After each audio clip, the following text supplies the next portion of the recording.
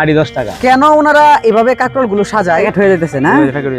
কাটা মেন সুন্দর। বর্তমানে কাঁকরোলের বাজার দর কি, কত টাকা মন এবং এগুলো কিভাবে পরিবহন করবেন, ওনাদের কেমন লাভ লস হয়, এই সকল বিষয়গুলো এই ভিডিওর মাধ্যমে জানাবো। আশা করি আপনারা পুরো ভিডিওটি জুড়ে সাথেই থাকবেন।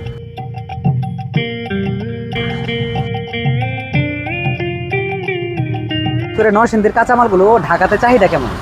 ঢাকাতে চাহিদা মোটামুটি ভালো, মানে সারা বাংলাদেশে চাহিদা আছে। সব নরসিংদী মাল সব জায়গাতে চাহিদা আছে। এই যে এত সুন্দর করে সাজাইছেন, তো এই সাজানোর উদ্দেশ্য কি?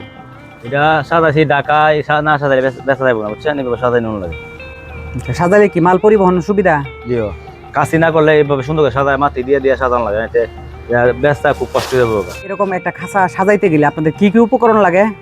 এটা খাসি লাগে, মনে করেন পাতা লাগে, তেনা লাগে, সুন্দর করে বেড় দিয়ে হাতে দেন না, ফাট টুপাই মাটি করা বুঝলি।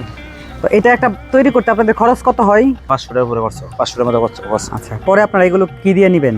গাড়ি দিয়ে নিমু, গাড়ি দোলা গাড়ি 12 ফুট বা 14 ফুটের গাড়ি দিয়ে নি। আচ্ছা, পিকআপ দিয়া। আপনারা কি প্রতিদিনই কাঁকরোল কিনেন? প্রতিদিন। আচ্ছা, দৈনিক কত মন কিনেন? কিনে দিন 2000 3000 কেজি দিয়ে দিন দিয়ে এরকম কিনুন যাবেন না। এই ব্যবসাটা কতদিন ধরে করেন? ব্যবসা করতেছি 2 বছর ধরে। তো কেমন লাভ লস কেমন আছে? মোটামুটি লাভ লসে মিলে তো এটা কইরা ভালো আছেন? আছে মোটামুটি। আচ্ছা, এই যে পাতাটা কিনছেন, এই পাতাটা কত টাকাতে কিনছেন? আড়ি 10 টাকা। আচ্ছা, তো এই একটা করতে কয়টা লাগে? এটা মনে করেন দুইটা আড়ি লেবার মানে।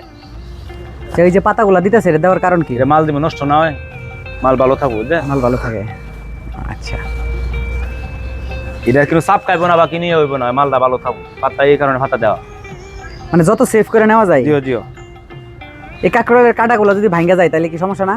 কেঁচা খাইলে সমস্যা না, এটা মনে পাইকারি নিত না, যেটা নষ্ট দেবো পাইকারি নিত না। এটা কেঁচা খাইলে কেঁচা মনে করেন এটা লেবে দেবো, কাটা নষ্ট দেবো, দেখতে খারাপ লাগবে না? দেখতে খারাপ দেবো।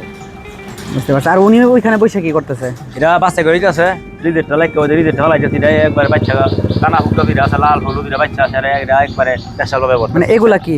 এটা রিজেক্ট, এটাতে বার হইতেছে। এটা এই যে ফুকা টুকা দিয়ে আছে লাল তাল, বাছাই করে একবারে পিওর করে বড় হইতেছে।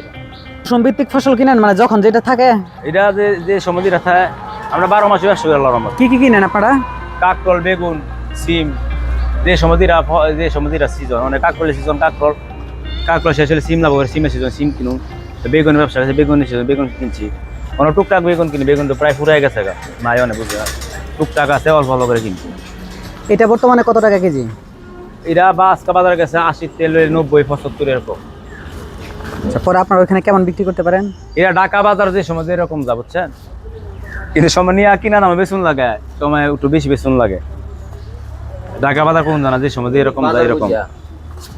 আচ্ছা, ওইটা কি প্যাকেট হয়ে যাইতেছে না? এরপর আবার চান্দি দিয়ে আসি লাইব। চান্দি বলতে কি কি আর কি দিয়ে চান্দি দিব? ডুব দেবো, ডুব, প্লাস্টিকের ডুব। ও, আরেকটা প্লাস্টিকের ডুব দিয়ে করে না? দিয়ে সেরা পরে ইয়া করে সিলি করবি। একটার মধ্যে কত মন ধরে? এটার মধ্যে 160 70 এরকম। খাঁচা মানে প্লাস্টিক দিয়ে সেরা, এটা সিলানি করা হয়েছে, কাঁকরোলা নষ্ট না, চাপ না খা, একটা জায়গায় বাসা করে যাচ্ছি যেমন কাঁটাটা নষ্ট না, কাঁকরোলে কাঁটাটা তখন নষ্ট হয়ে যাবে, তোমার ওখানে কেচ্ছা নষ্ট হয়ে যাবে, পাইকারি নিতে থাকবো না, বেচা যাবো না ঢাকার শহর।